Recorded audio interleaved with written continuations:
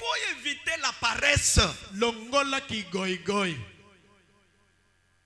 Que Dieu vous bénisse. Amen. Il faut éviter la paresse. Longola ki goi goi. Tu travailles. Ozali ko sala. Il faut nécessairement travailler. Esengeli o sala penza. Acclamons Jésus le grand roi. Tobeteli Yesu Kristo mokonzi na bakonzi maboko. Quelqu'un qui est responsable, Mutu oyo aliyebi komema mukumba. qui dort Azali kolala. et se réveille à 10 heures Alamuki na 10 heures. pour aller maintenant au travail. Pona kokende sika wa musala. Quand il sort à 10 heures, Tango abimi na 10 heures. 11 heures, 11 heures. à côté Maléo, Mbala moko. na nyonso zwaki. Aketi kango na Maléo. Na Maléo ana afandi masolo nyonso ya bale, ya politique, ya musique, zakuna. Ti aye bimi na restaurant wana nini 16 heures. Alléluia. Amen. Lelu moni Lelo penza. kao. Nzela izaya kauka. Siko ba era mbouteillage eza na nzela wana te nde oyo kangami na kati ya restaurant.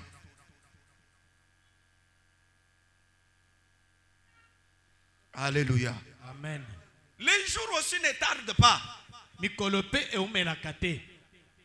La fin du mois est arrivée. Suka ya sanza ikoki. Toi tu penses que le bailleur n'a pas aussi des programmes ou des projets? Ukanisite ke mukolo ndaku yepe azana mabongisite. Longola na garantie.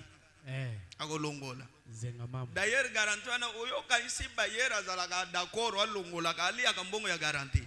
Salaka d'accord te. Il faut pas éviter babiloko wana frère. Il faut pas éviter ka. Tu es locataire, il faut yebaka ke naza locataire. Et j'ai le devoir ya kofuta kandaku ya bato. L'air sans esili nakati ya sanza wana ko banda le 1er janvier. Il faut yebaka ke il faut nasuka ya sanza il faut nafuta ndaku ya bato. Yo zozela le 30 ndezo banda ko raisonner makambo ndako yokutu nanu nafuti te. Frère, les 30. Longola na garantie à Longoli. Le mois prochain, garantie nanga kuto eza ebele. Papa, ebele, oui. L'herbe zolongol. Les autres kalaka ebele. Garantie ici la kate. Ici. Il faut éviter la paresse. Longola ki goi goi. Il y a certaines choses Izaina biloko mususu. dans la vie Oyo na bomoy. que nous appelons démoniaques mais qui ne le sont pas. Oto zali ko benga ya satana. Nzoka de za ya Que satana. nous appelons esprits mauvais mais qui ne le sont pas. Tozo benga yango milimu mabe. Nzoka nde za milimu mabete. Alléluia. Amen.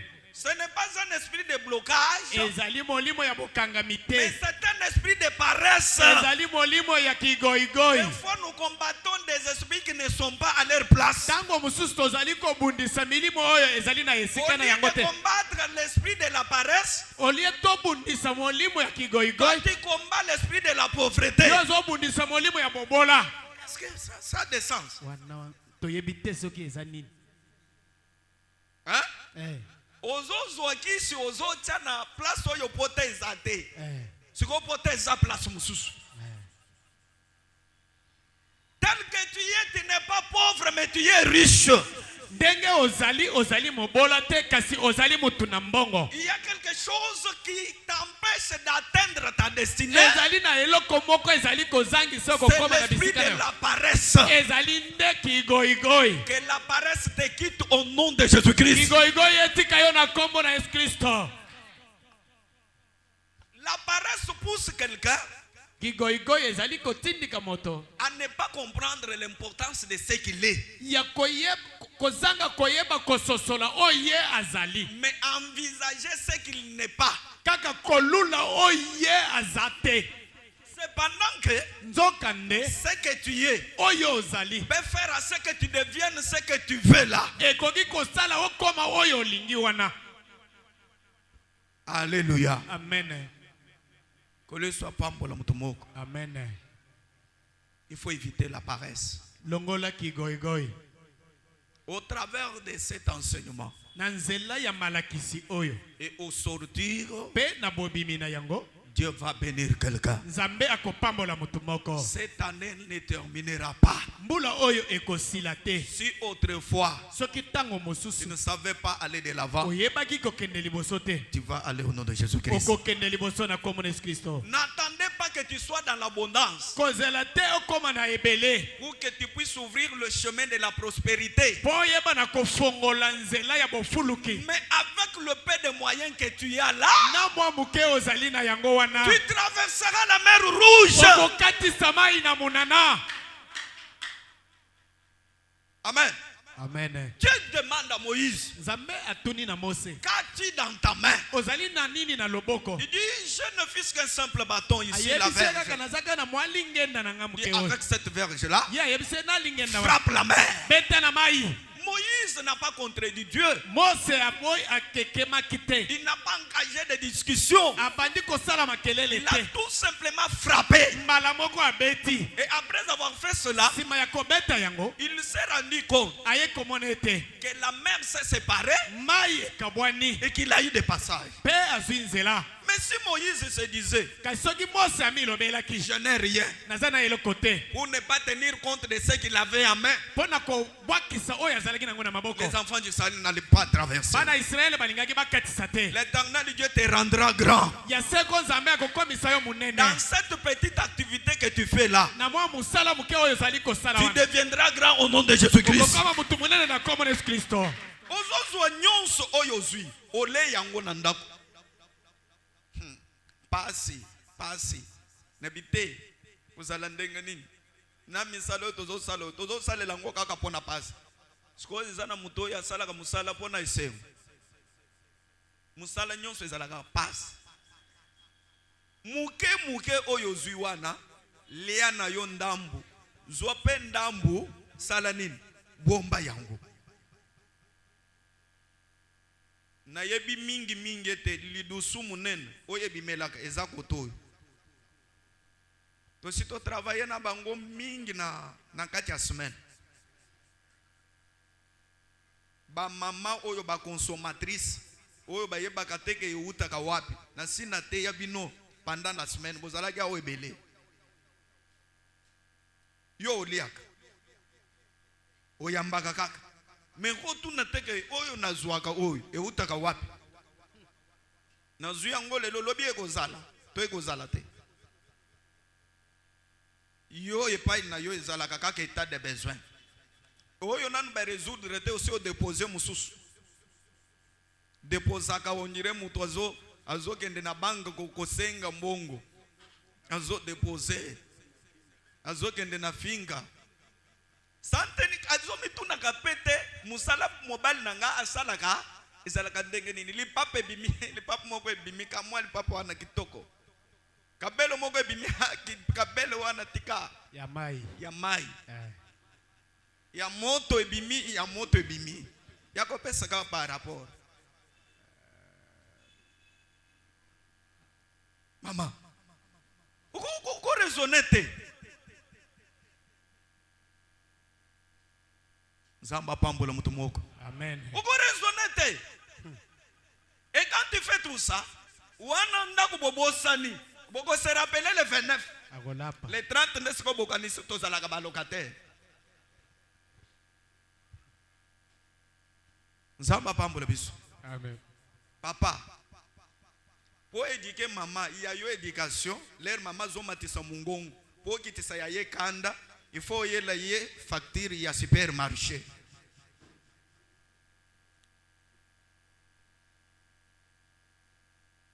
Papa monique to swani na mama na poko azana kanda kangi longi. Alors pour na pour fongole longi, il faut na ye le sachet.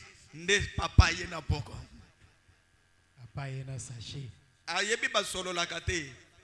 Aye abwaki yango. Sikotaram.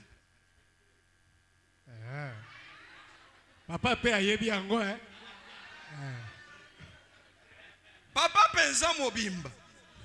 Pogangela mwasi oyebisi ko salaka lisusu te, il faut luka mbongo pesa ye. Papa ya papa la vraiment. bafandi awa omoni penza on dirait responsable et l'autre côté ils sont là très sérieux omoni penza ko oyo akozala na discipline na ndako l'autre côté donc yé moi si pour éduquer yé atelemele na likambo moko il faut kende ko sombele robe ayanango aye sikoyo zoko rompre nango robe oyo azoko rompre nango mama po mama asale nini akitisaka anda na ye. Amen. Ils sont là. Ah. Pardon. Mettez-le Jésus-Christ sur ma boque.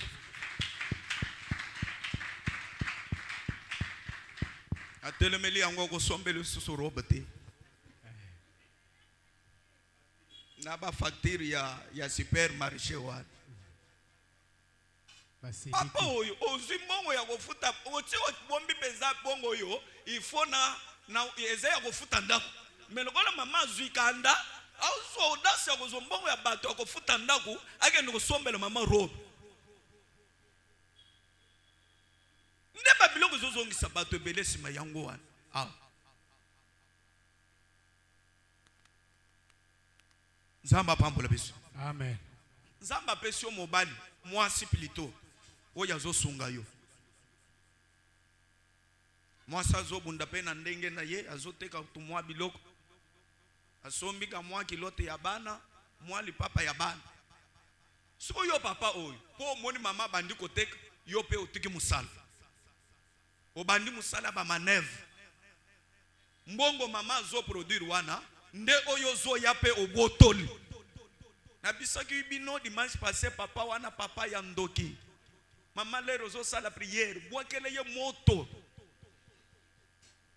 Ale la kamu Kongo passe.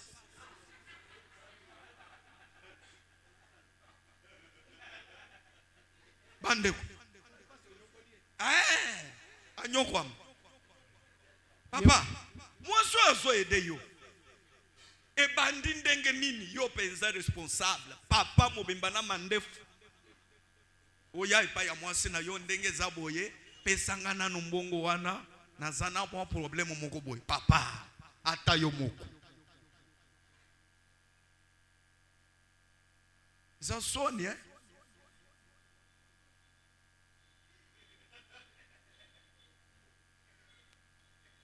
Zamba pambola biso. Amen. Mbongo ya mwasi ezalaka ya musala wana te ya papa ya kozote. La femme peut être là, azawana okuti asali pe mwa eloko na ndako. Mais yo papa mobimba komi contrôler mwa mbongo mukeyo mwasi azosala azosombela mwana ka mwa lipapa boye boye. Otiela ngo mutu ya kofuta ngo ndako. Est-ce que ça a sens? Mususu pesa ya kofuta ndako te azui atie ngo na poche. Akende ko beta carte. Akende ko mela masanga. Alangwe siko ya zongi aya sengi pe na fufu. Na pari foot. Sengi na fufu. Frère, okende liboso ndenge nini? Nde boko ya ko betisa biso awa papa ndenge za boye vina ngai nazo comprendre yango te. Milimu mabete frère koko sangaite za milimu mabete bolembu paresse ozana webike ba église o ya milimu wana efuluka kekenda ka liboso te. Puisque pourquoi bazwaka biloko na bango ya ba profession wana bache yango ka likolo izaka boy soki koyoka oyebo ya molimu tata mwasi koko mama na bino. L'herbe ko banda ko pompe yo ba pompe yo 1 mois 2 mois. Obandi ko lembango. Nde omona ke église ezalaki chaleur après un certain moment. Ba yemba zo fuluka bazo kende liboso pourquoi? Puisque ils travaillent. Mais les chrétiens sont devenus paresseux makamunyo so ba komisi yango kana molimu.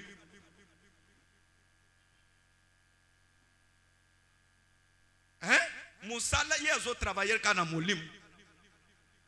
Ya molimu eza ya molimu. Ya nzoto pe eza ya nzoto. Mutu na yo ifo esala. Nzoto na yo ifo esala nini? Esala. Tu dois travailler, raisonner, réfléchir. Dieu nous a donné l'intelligence, ce n'est pas pour toi enterrer yango. Non. Tu dois réfléchir. avec les petits moyens que Dieu t'a donné, tu peux faire de grandes choses. Amen. Sima ya musaloyo bofanda nanu na mwasi na yo na ndako bo raisonner pe bo sa l'évaluation ya makambo na zolo ikampeza ka ya ba marié te ba célibataire mususu baza aw frère Tika kolala. mwasi te ndako te mwana te siko yo ya yo mbongo sala kekenda ko wapi. Frère célibataire. Un célibataire a sala kaka mwa musala oye pesa ka ye 20 000 francs par mois. Ako fulu ka kukendeka liboso. Mais je te dis vrai. Mais toi tu es célibataire. Ozo gagner 100 000 francs par mois. Mais tu ne sais pas prospérer. Mais ça c'est la sorcellerie. Ndoki penza. Célibataire, frère. Ngana za célibataire nako kende pa ya papa friends na kuti fufu ezawana na sanini. Na le yango journée leki. Na ye na église na che toko nanga awa na lali. Nyonso na zalaki na ngo na poche jour wana na salinini. Ebiki. Mais il y a des célibataires responsables. Hein? Responsable na ndenge nini? Ye azana no célibataire abalate, mais azwa charge ya bato. Ya koleisa na ya kolatisa. Abande. Baloba na mnoko mboka baleisa laka muhika ka bato ba mo wenzwish. Kwa chela ya momoto. Kwa chela ya momo. Wo ngwanyi. Balobaka esclave bawele la kaye tango azali na ngambo te. Mwana mwasi oyo ozo ye iseka mafuta. Yo ozo kaniselera zo ya mafuta wana. Kaka kayo mokonde ukotika lokomona ye. Ye iseka mafuta. Bazai bele. Lera zo ya mafuta pe makasi. Bato ya minene pe ya mafuta bakosani. Bakomona. Sike ya vanda talakate lokola oyo nde achenga mafuta ye kaka. Regardez un peu la paresse. Ndeba mususu ako fanda na celibat fandi condamné te ezamilimu ya celibat mutu na yonde salaki te azana no na ngambo me ozobokola ye zamba pambola biso. Amen. Na kati nanu page wana eza mate ya semaine. To continuer na kati ya semaine to kota na mate ya lelo. Betele Christ mapo. Aujourd'hui, je parle de la détermination. Lelo oyo nazali kolobela na tina ya bosuki sami. Alléluia. Amen. La détermination, bosuki sami, c'est quelque chose que le diable aussi combat. Ezali eloko moko satana abundisaka. Cependant que nzokande un homme déterminé, mutu oya suki sami, il parvient à réussir. Azali kokoma na kolonga to na kozwa. La détermination, bosuki sami, c'est un pouvoir. Ezali nguya. C'est une puissance. Ezali makasi. Qui permet à l'homme o ezali kosunga moto de prendre des résolutions. Ya kozwa bekateli. Alléluia. Amen. De savoir bien balancer plusieurs choses. Ya koyeba nde kobanda makambo ebele. Un homme déterminé. Mutu oya sukisami. Autrement dit, c'est un homme qui a la foi. Na lolenge mususu azali mutu oya azali na kondima. Il n'y a pas la foi sans détermination. Kondima ekoki kozala te soki bosukisami ezali. Bien aimé dans le Seigneur. Muninga mikati na nkolo. Dans la vie, na bomoi, pour réussir, pona kozwa, il faut avoir de détermination. Esengeli kozala na bosukisami. Il y a beaucoup de personnes ezali na batebele qui ne savent pas faire les prévisions de leur vie. Oyo bazali koyeba te kosala mabongisi ya bomoi na bango. Cependant que quelqu'un qui est déterminé, nzoka mutu oyo asukisami, Il sait se tracer des prévisions. ayebi nde komibongisela maye ye akoki kosala. Et après avoir fait cela, Mpe nsima ya kosala yango il reste attaché. azali kokangama na yango. Alléluia. Amen. C'est ça la détermination. Bosukisami yango wana. Ça permet à ce que ezali kosunga ete l'homme soit attaché à ses projets. mutu akangama na mabongisi na ye. L'homme soit attaché à sa destinée. Mutu amipesa na bisika na ye ya kokoma. Et c'est très important dans la vie. Ezali pe ya mutu ya makasi na bomoi. Que les saints disent Amen. Basantu baloba amen. Musuminyina katuwa abula. Oyo alenda azanga kate. Musuminyina c'est un homme déterminé. Mutu oyo alenda azali mutu oyo asukisami. Même nos grands-pères Atako bakoko na biso. avaient compris ces principes-là. Basosola likambo wana. Quand quelqu'un persévère, Tango mutu azali kolenda, il est déterminé. azali kosukisama. Et cet état de choses-là Na lolenge wana ya makambo, ne peut pas te faire échouer. ekoki kozangisa yo te. Acclamons Jésus le grand roi. Tobeteli Yesu Kristo mokonzi na bakonzi maboko. Il y a beaucoup de personnes Ezali na bato ebele. qui font des choses, Oyo bazali kosala makambo. mais avec beaucoup de relâchement. Kasi na kotika ndambo. Puisque celui qui n'est pas déterminé, Po oyo asukisami te. c'est quelqu'un qui relâche sur souvent. Azali mutu oyo asondolaka mingi mingi. À la place de faire quelque chose Na bisika ya kosala likambo. qu'il a décidé de faire, Oyo azwaki ekateli ya kosala. tout ce que lui va rencontrer sur son chemin de projet, Oyo akokutana nango na mabongisi na ye. il abandonne d'abord ça Mbala moko asundoli yango. pour attacher Pona kokangama. à ce qu'il lui a rencontré là. Na oyo akutani nango. Alléluia. Amen. Alors, un homme déterminé, Mutu oyo asukisami. c'est quelqu'un qui reste constant Azali mutu atelemaka nkwi dans sa décision. na ekateli na ye. Il ne peut pas être surpris ou influencé par quoi que ce soit. Akoki kotepatepa te to koningana na eloko oyo nyonso ekoya te. Cet état de choses Lolenge wana ya makambo permet à quelqu'un de réussir dans la vie. ezali kosunga mutu na kozwa. Que ça soit même dans la vie spirituelle Atako na bomo ya molimo. ou dans la vie quotidienne ici. To na bomo yo tozali kobika mikolo nyonso. Il faut être un homme déterminé. Esengeli ozala mutu oyo asukisama. Quelqu'un qui est déterminé, Mutu oyo asukisama. c'est quelqu'un qui a bravé la peur. Ezali mutu oyo asundola kobanga. C'est quelqu'un qui n'hésite pas. Azali mutu azali kokekema te. C'est quelqu'un qui croit en lui-même. Azali mutu oyo azali komindimela ye moko. Il croit dans ce qu'il fait. Andimeli oyo azali kosala. Que les saints disent Amen 3 fois. Amen. Amen. Amen. Alléluia. Amen. Selon les saintes écritures que nous venons de lire, Kolandisa na makomi masantu touti kotanga. il y avait eu une grande famine en Samarie. Nzala makasi eyaka na Samaria. Alléluia. Amen. Une très forte famine. Nzala ya makasi wana. La Bible dit ceci. Biblia ezali koloba boye.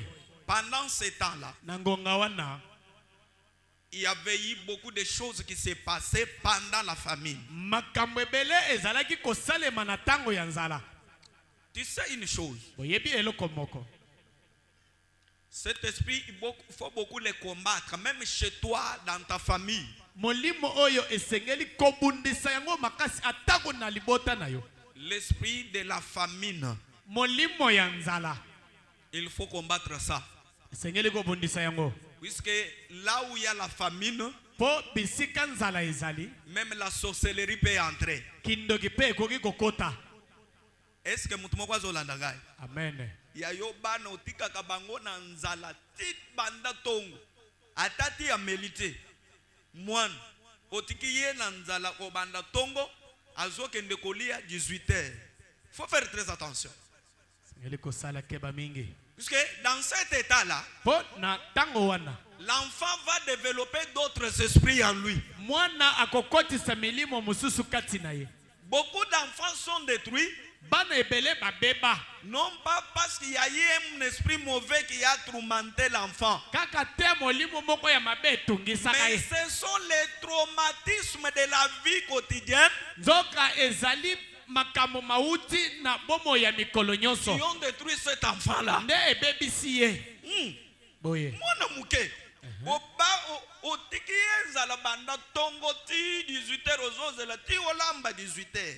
Maman, moi on a ko développer esprit ya ko senga senga.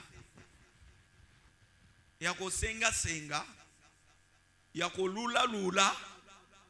Ndeso ki aza déjà grande fille. A développé un esprit ya kindumba. C'est dans ça. Imaginez-vous moi. Asa moutout. Eza joué au tien ndakute. Il a besoin à lire. Moi biscuit. Moi ti na tongo ameli. Siko yo tiki yenzala. Ti ozonga wenze 18h. Boya kozwa biloko na wenze. Ba yesiko 18h. Babandi ko lamba. 19h, 20h. Nde mwana wanale. Mamata yomo. Yonzo kande na wenze. Kuno si omeli deja buleba mobimba ya ti. Kaba mama bazalaka na wenzo pardon ekolo mobimba penza okokuta mama na ekolo mobimba ya ti na lipa ya mwamba atie yango wana tala kabakata penza ya lipa oyo ngana ko silisa ta engara na ngote atie kabakata wana asopili susu siko ba mwamba na kati mama sangisi mateka na mwamba wana bana bazozela 18h nde sikoyo baya kozwa biloko abanda kolamba po balia sikoyo na 21h pembeni ya lobby. Tu vois un peu comment tu as détruit la vie de tes enfants. Mwendengo baby sibo mo yabana na yo. Eza bandoki ya libota te yo moko nde mutu oloki bango. Ndoki munene. Puisque la Bible dit ceci. Po Bible ezali ko loba boye. Pendant ce temps de la famine, na tango wana ya nzala. Il y a eu même des femmes ezalaki pe na basi qui se sont entendues oyo bayokani de manger leurs enfants. Balia bana na bango. Kindoki ya normal ya bomoto. Wana bale mutu na esprit na normal. Katiba tiena nzungu. Tu vois un peu ça. Tika kolala. Et voilà pourquoi il faut éviter cet esprit-là. Esengeli wotelemela molimo wana. Bundaka pona makamu mususu me fufu. Ezanga tena ndako. Amen. Yebisa ndeko afani pembeni na yo fufu ezanga tena ndako. Fufu ezanga tena ndako. Me yo zangi sakangota. Ozolinga osombe lamba, ozolinga osala me fufu ezangi ozangi sango na ndako. Provision yete. Ata ya matembele il faut esala nini? Ezala. Soki okomi na niveau ya kokausa na fufu te molimu wana libéré yo au nom de Jésus-Christ. Amen. Papa, okozanga pantalon, zanga liputa, me fufu te. Badi, pardon. Tika biloko wana. Tika biloko wana soko komiti na niveau ya kokausa fufu, pardon. Elala kalisusu na ndaku te. Fufu elala kalisusu na ndaku te. Epai na yo na bite mutu ya machicha zangi na iloko ya kozu. Puisque Thomson bazolia na ba nini mikuwa na yangu. Bana bazomela tina miku ya Thomson. Ndamba fufu etikala te. Siko mutu ya machicha azwa kaka epai ya voisin. Matembelo okata kana nzete ya matembelo lambiango.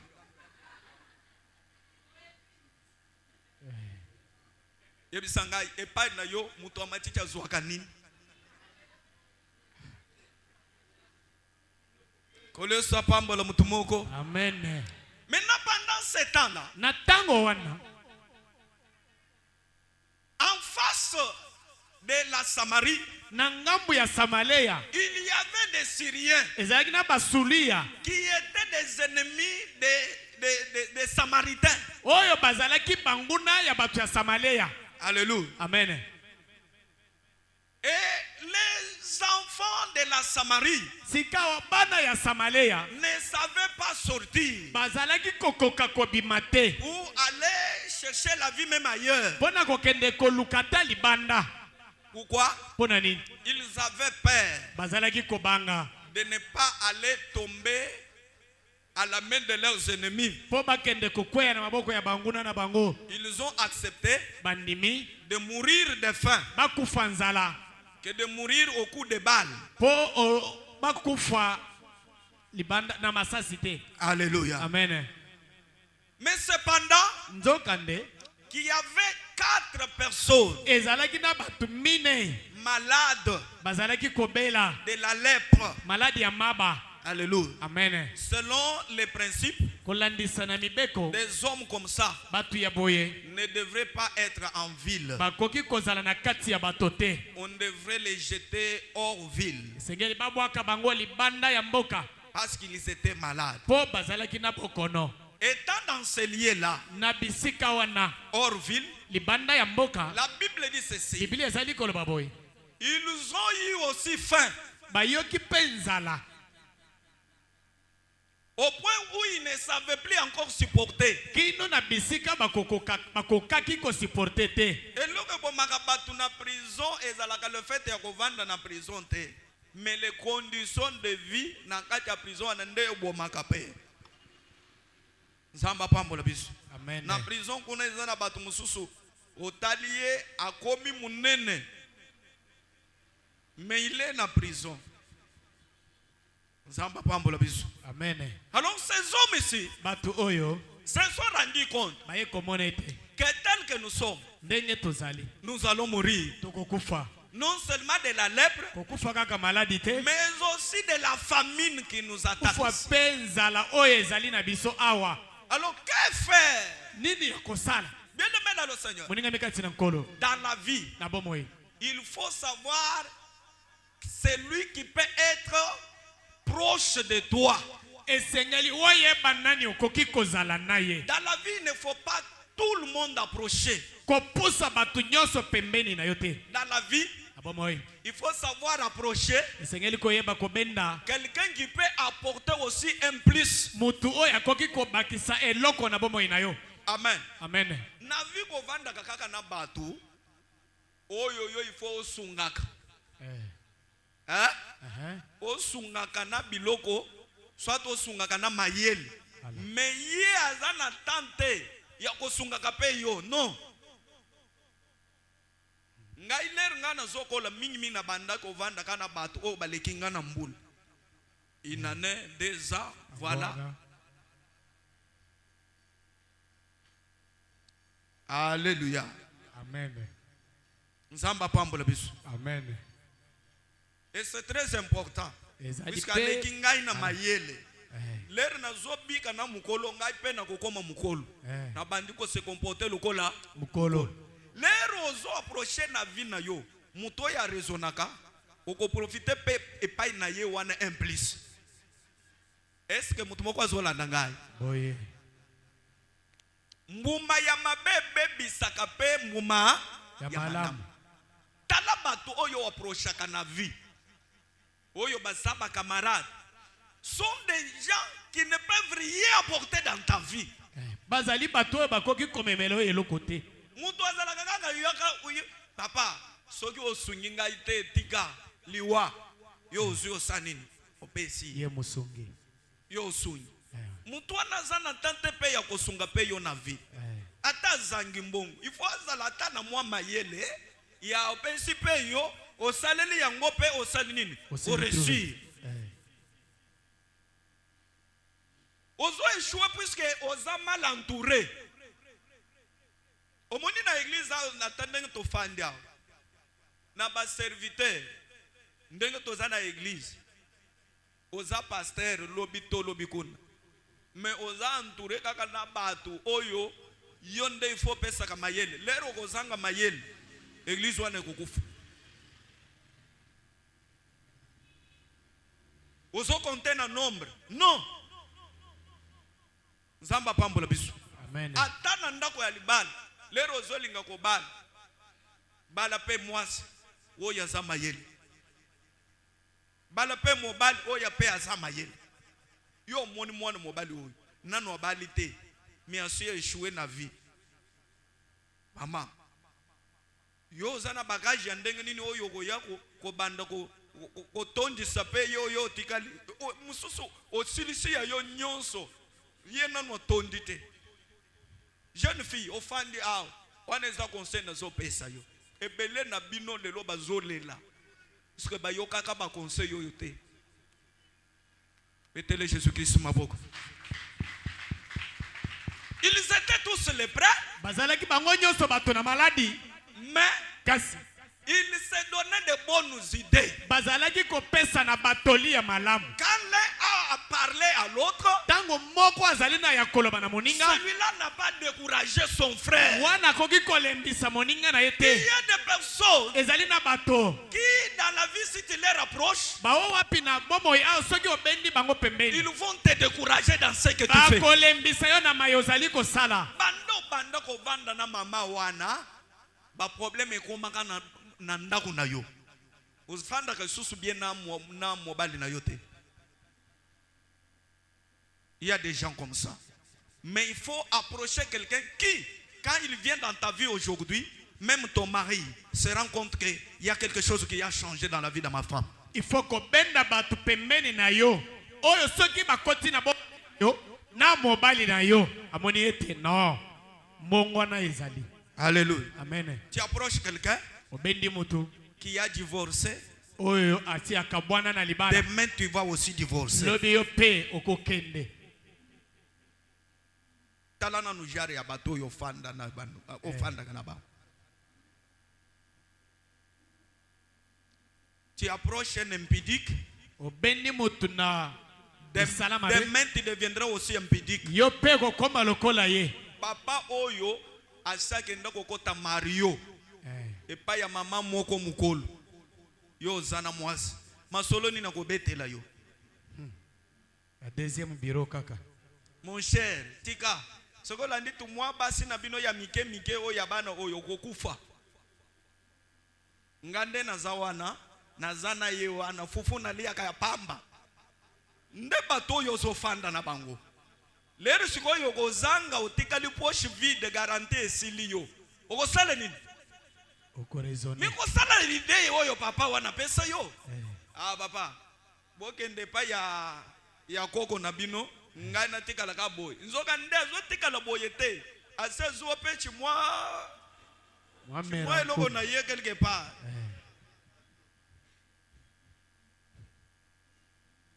Muto boyezo approcher ye pwani. Tala bato mususu ndenge ba milo kaka na vie. Approchez quand même mutu oyo soki opusi pembe na ye bi apensio quand même ba idée oyo ko développer pe vie na yo. Ngai nakenda ko sala institut supérieur na idée ya moninga na ngamoko. Je suis arrivé ici à Kinshasa na idée ya programme ya famille na ngai te.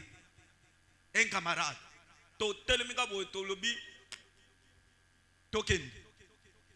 Oh, paparamba yukana zola kabango ndenge sabo ngana zokende. Wana izalaki Kinshasa ya mutuka te. O ya facilité oyo. Oh, komisi nango Kinshasa mulunge. Wana te. Wana Kinshasa izala ya mutuka izalaki te.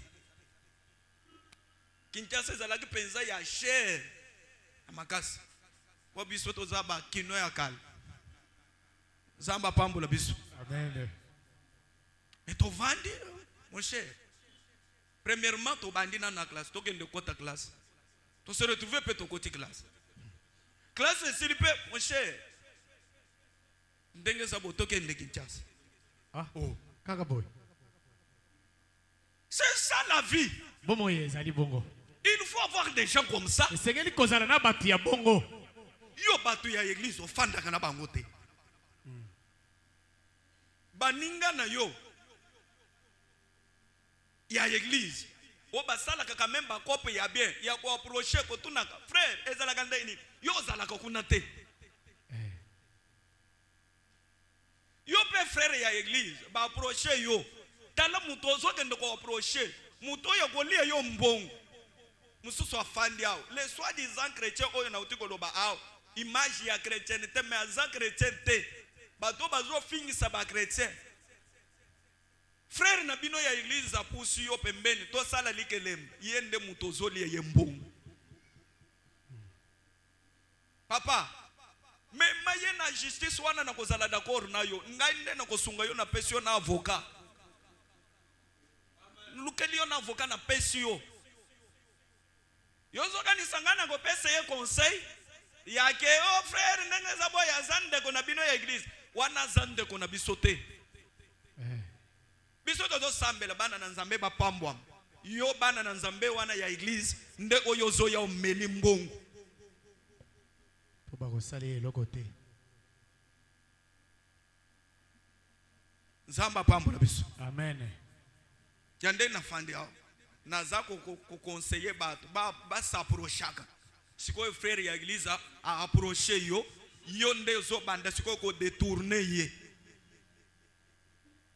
papa kufana ye wana nga naza d'accord na yo parce que ba mususu bakanisa kandenge za boye frère ya église ya salinga mabe ozomona yo moko zo ki me église mais ba pesinga yi pasi na taposa ko kende église comme pour dire pasteur azape d'accord na est-ce que zo raisonner ngai pasteur nazala d'accord bayi bayo mbongo est-ce que ça n'a sens frère yaka toko bunjise ye na molimu pe na nzoto zo tindele ye fe moto ao en même temps o memi pe ye na justice ndengo fandia soko yibi frère mbongo ya mundimi ao akomema yo na justice sali kambo ya bongo te amen alléluia amen yebi kiteke ba envoyer pe ya Satan bazala ba yaka tina ba église na t'imagine pardon en tout cas na éviter so misala complication mina minito azobo manzoto omoni penza musanto musoka nde agene lembisi nzoto na bololo choa betele Jésus Christ maboko amen la Bible dit Bible ezali koloba les hommes ici bato oyo ont pris la décision bazui ekateli pour dire na koloba si nous restons ici soki totikali awa nous mourrons de faim tokokufa nzala nous mourrons la maladie tokokufa bokono si nous rentrons dans Samarie soki tokoti na Samaria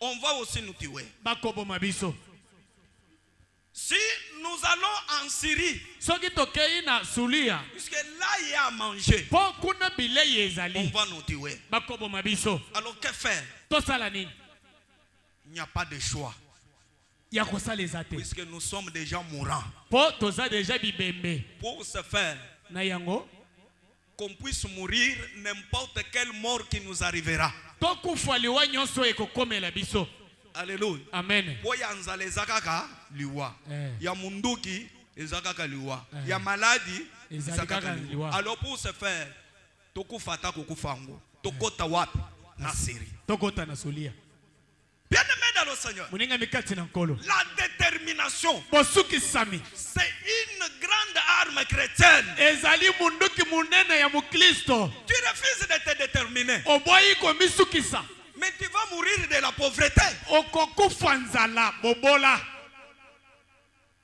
ozoboya ko se déterminer ko sala musala wana lero go boya musale go boma ngai menzale ko ya go boma yo mieux vaut ko affronter même musala wana ko kufata ya muliwa ya musala ke ko vanda ko kufa ya nzala amen nyonso ezaliwa qui ne risque rien na rien oya komeka te akozwa te alléluia amen ces hommes bato oyo se sont levés batelemi avec détermination na bosukisami advienne que pourra eya oyo ekoya eya nous biso on doit entrer en Syrie tokokota na Sulia la Bible dit Biblia ezali koloba ces hommes se sont levés bato oyo batelemi dans leur maladie na bokono na bango ils ne marchaient même pas bien bazali kotambola kutu malamu te un homme qui avait des blessures partout dans le corps mutu azalaki na bapota nzoto mobimba il ne pouvait pas marcher avec force akokoka kotambola makasi mais te quand ils se mettent sur le chemin kasi ntango bakoti na nzela la Bible dit ceci Biblia ezali koloba boye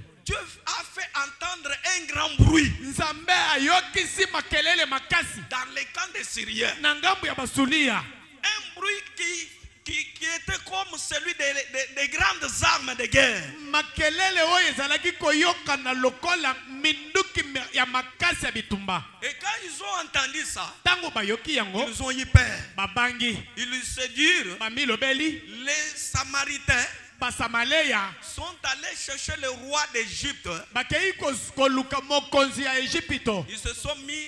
Ils ont mis leurs armées ensemble Basangisi mampinga na bango elongo pour nous combattre. pona kobundisa biso. Ils nous ont pris fuite Bapakati mbango pour abandonner tous leurs biens. kino na kosundola biloko na bango nyonso. Oh, Nzoka ce n'était pas le bruit des armées, ezalaki makelele ya mampinga c'était te. le bruit des lépreux. Ezalaka nde makelele ya bato ya maladi ya La maba. détermination, c'est une puissance Kosukisami ezali nguya qui peut bouleverser les choses. oyo ekoki kobalusa makambo. Alléluia. Amen. Le bruit là, Makelele wana c'était la main puissante de l'éternel Dieu ezalaka loboko ya nguya ya Nzambe qui avait accompagné quelque chose. oyo etambolaki na eloko moko. Dieu ne bénit pas l'homme, Nzambe apambolaka moto te, mais Dieu bénit l'œuvre de l'homme. kasi Nzambe apambolaka mosala ya moto. Que Dieu bénisse tes projets. Amen. Quand je te dis par exemple, sois béni au nom de Jésus-Christ, Tango nazali koyebisa yo ndakisa pambwama na kombo na Yesu Kristo. cela voudrait dire Yango elingi koloba Dieu bénit tes affaires. Nzambe apambola misala na yo. Mais si tu ne fais rien dans la vie, Kasi soki ozali kosala eloko te, cette bénédiction-là n'aura pas de place. lipamboli wana ekozala na esika te. Dieu a soutenu quelque chose Nzambe asungi eloko moko de la part de ces hommes. epai ya bato oyo. Il a soutenu leur position, Asungaki lolenge na bango, leur détermination. bosukisami na bango. Dieu a donné du poids à cela. Nzambe apesi nguya na yango, Il a valorisé ça. apesi yango motuya. On laisse à ce que le Dieu de la cité de paix Tika ete Nzambe ya cité de paix valorise ton activité au nom de Jésus. apesa motuya na musala na yo na kombo Que na Yesu le Kristo. Très-Haut valorise tes commerces au nom de Jésus. Ya likolo nyonso apesa motuya na musala na yo. Que tes projets soient valorisés au nom de Jésus-Christ. Mabongisi na yo ezwa motuya na kombo na Yesu Kristo. C'est ce qui fait en sorte que Nde oyo ekosala ete la vie d'un enfant de Dieu bomoi ya mwana na Nzambe est très compliquée. ezali mbutu. Tu peux voir quelqu'un qui fait ne fût qu'un petit rien dans la vie, Okomona kaka moto asali kaka mwa eloko moke na bomoi na mais ye. il parvient à se supporter. Kasi azali kokoka na Même si kokopika. tout le monde pouvait rentrer au village, Atako bato nyonso bakoki kozonga na mboka, toi tu ne rentreras pas. yo kozonga te. Alléluia. Amen. Plupart des échecs que nous connaissons Ebele ya bozangi tozali kokutana na yango, et des reculs que nous vivons, na bozongi nsima tozali c'est kobika parce qu'il n'y a pas de détermination. po bosukisami ezali te. La Bible dit Biblia ezali koloba que ceux qui sont faibles disent qu'ils sont forts. baye bazali na bolembu baloba ete tozali makasi. Même si tout le monde Atako bato nyonso pouvait pleurer, bakoki kolela, quelqu'un qui est déterminé, moto asukisami il se dit, azali komilobela je ne continuerai plus à pleurer. na kokoba na kolela te. Je dois chanter aussi des cantiques de joie. Esengeli nayemba pe banzembo ya esengo. Même le diable là où il est, Atako satana na bisika il zali va trembler. akolenga. Pendant la semaine, Na kati ya semaine j'ai dit aux enfants de Dieu nalobi na bana na Nzambe qu'il y a des chrétiens qui donnent de l'énergie à leurs ennemis. ezali na bakristo oyo bazali kopesa makasi na banguna na bango. Yo mona kaka échec, yo mona kaka kindoki, yo mona kaka milimu mabe. Papa, ozo pesa bango énergie, force. Ya koko bana ko sala peut-être alaki na yepe pongi. Ah, mama, yo kanisa ndoki alembaka te. Lembaka, ayo kaka penzala. Jour ongo penza le beti ala li pepongi ya bimite ya keite. Siko yo la mukina tongo le lo babundi singai makasi. Place aza ko sanini. Etamako ko savala. Voilà. Nzama pambola mutumo.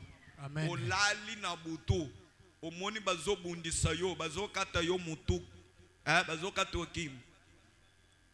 Fukama tongo Nzambe esprit oyo ya liwa au nom de Jésus et bima. Amen.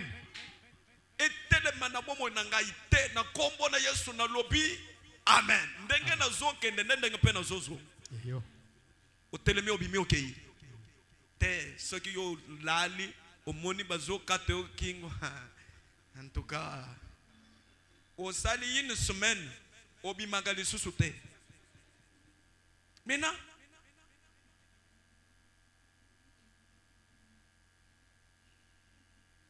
Que le soit point pour le mouton.